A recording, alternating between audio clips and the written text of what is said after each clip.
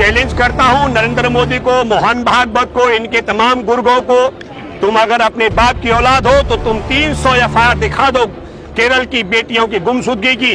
मैं 41,621 एफआईआर दिखाता हूं गुजरात। मेरे बैग के अंदर मैं सबूत साथ लेकर चलता हूं मिस्टर मोदी, इसके अंदर पैक रखा हुआ है। फिल्म बननी चाहिए थी गुजरात की बेटियों को जिनको देह व्यापार के धंधे में धकेला गया भाजपा के केंद्र और राज्य सरकार डबल इंजन की सरकार के माध्यम से। केरला स्टोरी बनाने वालों ने कहा 30,000 अपने बाप की संतान है तो 300 गुमशुदगी की रिपोर्ट केरल की बेटियों की पेश कर दे। कर्नाटक का भी जिक्र करो, 72 सभाएं की है मोदी और अमित शाह ने, अब कितनी सीटें उनको मिली हैं? अरे देश में जब खालिस्तान की बात करने वाले पर देशद्रोह का मुकदमा बनता है तो ये जो देश में हिंदू राष्ट्र हमारे देश के संविधान की अनदेखी करके हिंदू राष्ट्र की बात कर रहे हैं, इन सब पर भी राष्ट्रद्रोह का मुकदमा बनना चाहिए। प्रधानमंत्री भी चुनाव प्रचार में लगे हुए थे और चुनाव में वोट कम और केरला स्टोरी की ज्यादा प्रचार प्रसार मोदी कर रहे थे। उसने सिया को राम से अलग किया और अब इन्होंने अपने से राम और हनुमान को ही जुदा कर दिया, क्योंकि राम ने और हनुमान ने इनको धोखा दे दिया है। अभी आसाराम एक नया बना करके और अपना 2024 का रास्ता बना रहे, इन्होंने राम और हनुमान को ठोकर मार के उस एक जादूगर को आगे किया है। ये जान सकता हूं मेरे थैले में गुजरात की 41,621 जो बेटियां लापता है 2016, 17, 18, 19 और 20 में राष्ट्रीय अपराध ब्यूरो की रिपोर्ट है। वो दिखाओ मेरा थैला, मेरे बैग के अंदर मैं सबूत साथ लेकर चलता हूं मिस्टर मोदी, इसके अंदर पैक रखा हुआ है 41,621 महिलाएं जो बेटियां गुम हुई हैं गुजरात की। और वहां पर एक सीनियर आईपीएस अधिकारी मिस्टर सिन्हा ने कहा उन्हें देह व्यापार के धंधे में धकेला गया। तो 2016 से केंद्र में मोदी तुम्हारी सरकार है और गुजरात में भाजपा की सरकार है। इन दोनों में से गुजरात की बेटियों को धंधे में धकेलने वाले वो आरोपी और अपराधी कौन है?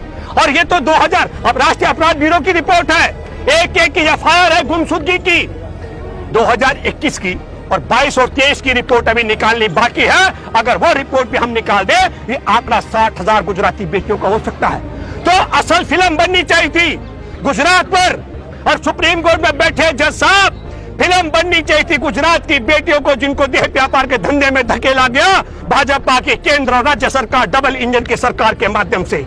और आपने स्टोरी बना दी, कहा कि वो बना दी आपने केरल की, और केरल की स्टोरी में भी जिस प्रकार हमारे देश में सबसे बड़ी बात है डिफेंस के रिसर्च के लिए सबसे बड़ा डीआरडीओ का निदेशक डायरेक्टर प्रदीप आईएसआई का एजेंट है, उसी तरीके से तुमने षड्यंत्र के तहत केरल में भी 3 संदिग्ध लड़कियों को ढूंढ निकाला जिनके आईएसआई के साथ संबंध बताए जा रहे हैं। लेकिन मैं आपको बताना चाहता हूं अंधभक्तों, वो एक्टिंग करने वाली लड़की भी उसका पति भी मुसलमान है। उसने डंके की चोट पर कहा ये जिसको तुम बहुत उछल कूद कर रहे थे।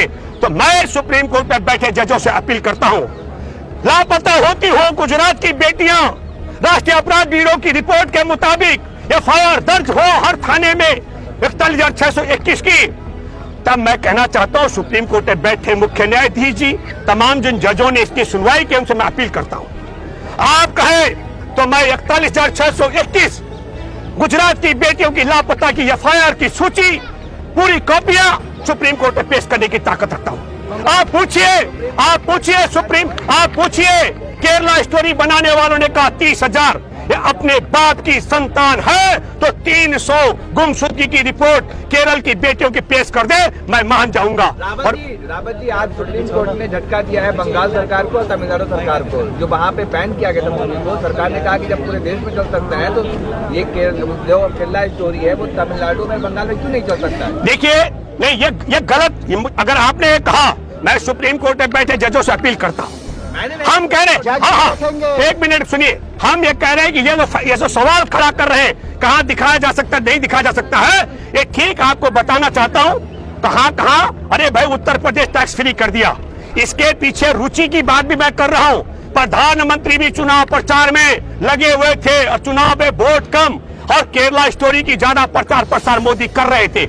हम ये कहना चाहते हैं सुप्रीम कोर्ट में बैठे जजों को, हो सकता है अगर ये संज्ञान नहीं है कि 41,621 लड़कियां गुम हुई गुजरात की, तो फिल्म गुजरात पर बननी चाहिए ना।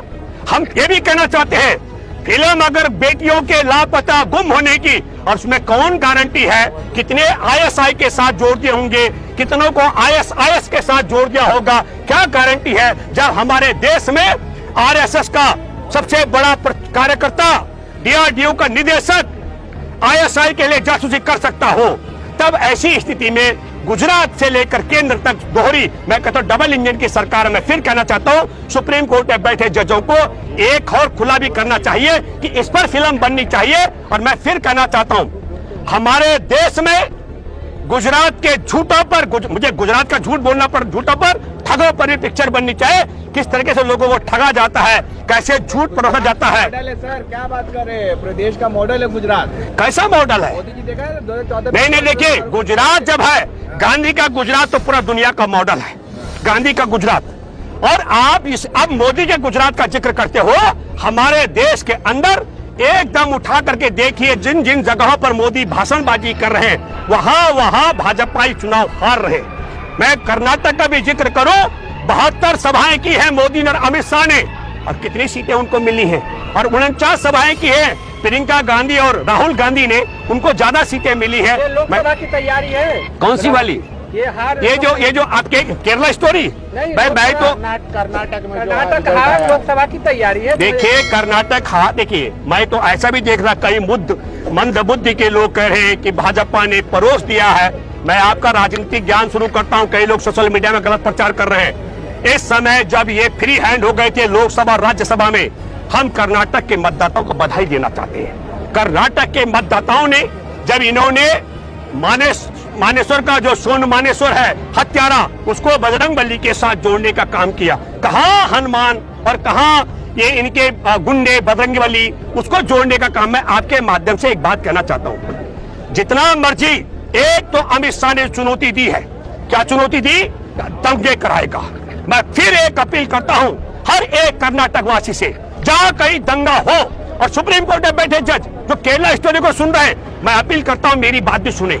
तत्काल इसके अमित शाह के खिलाफ गुजरात और कर्नाटक में दंगा फैलाने का मुकदमा दर्ज किया जाना चाहिए।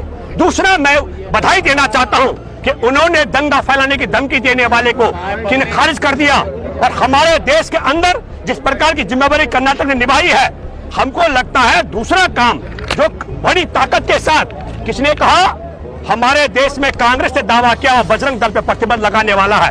किसी दल पर प्रतिबंध लगाने के लिए केंद्र की मंजूरी बहुत जरूरी होती है, और केंद्र की तरफ से आपने देखा कि नरेंद्र मोदी किस तरीके से उछल करके बजरंगबली के नारे लगाते बजरंग दल के पक्ष में, इसलिए हमें लगता है वो संभव नहीं हो सकता है। लेकिन मैं आपके माध्यम से कहना चाहता हूं, सिद्धारमैया से अपील करता हूं, मैं नए मुख्यमंत्री बनने वाले हैं, आपसे अपील करता हूं, ये दंगे करें, इन पर राष्ट्रद्रोह का मुकदमा डाल करके जमानत के लाले पड़ जाए, ऐसी धाराओं के तहत आपको इनको बुक करना चाहिए।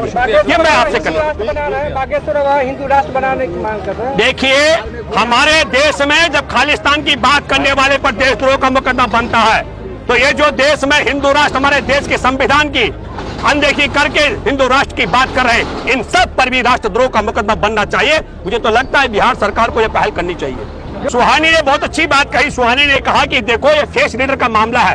अब एक फेस रीडर इनके लिए भगवान राम और बजरंगबली से ऊपर हो गया।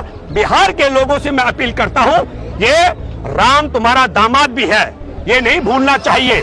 एक इन्होंने पाप किया, जय सिया राम होता है, इन्होंने सिया को राम से अलग किया, और अब इन्होंने अपने से राम और हनुमान को जुदा कर दिया, क्योंकि राम ने और हनुमान ने इनको धोखा दे दिया है। अब इनके शरण, अब ये धीरेन्द्र के शरण में चले गए। वो एक जादूगर आदमी है, वो जादू टोना करके जो कुछ कर दिखाता है, उससे कई कायदे की बात सुहानी करती है। सुहानी दावा करती है कि मैं आपका जादू टोना करने से 10 लाख की भीड़। देखिए आप सुनो, आप एक बात समझिए, 10 लाख की भीड़ जनता ने नहीं खड़ी की है।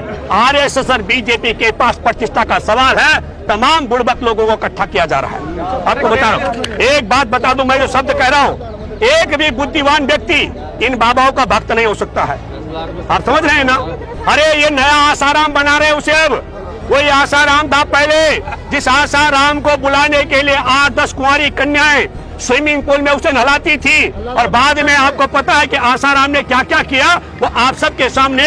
मुझे लगता है आरएसएस बीजेपी वाले एक नया आसाराम बनाकर चुनाव के लिए मैं सुनो, आसाराम एक नया बना करके और अपना 2024 का रास्ता बना रहे। इन्होंने राम और हनुमान को ठोकर मार के उस एक जादूगर को आगे किया है। ये जनता को तय करना है कि इनके राम का, इनके हनुमान का अपमान करने वाले सिया का, बिहार की मैं जनता की बात कर रहा हूँ, सिया का अपमान करने वाले को आप लोगों को बाबा रामदेव कहाँ है आजकल? अरे मैंने कह दिया आपको, ये बदल गया। आसाराम जेल में अगली बार धीरे जाएगा ना। केरल स्टोरी के लिए में 32,000 आंकड़ों के लिए डिस्क्लेमर लगेगा। क्या कह रहे हैं आप? आंकड़ा फर्जी है 32,000 का केरल स्टोरी। मैंने आपसे कहा भैया आप कम सुनते हैं। हमने कहा कि मैं चैलेंज करता हूं नरेंद्र मोदी को, मोहन भागवत को, इनके तमाम गुर्गों को, तुम अगर अपने बाप की औलाद हो तो तुम 300 एफआईआर दिखा दो केरल की बेटियों की गुमशुदगी की। मैं 41,621 एफआईआर दिखाता हूं गुजरात की।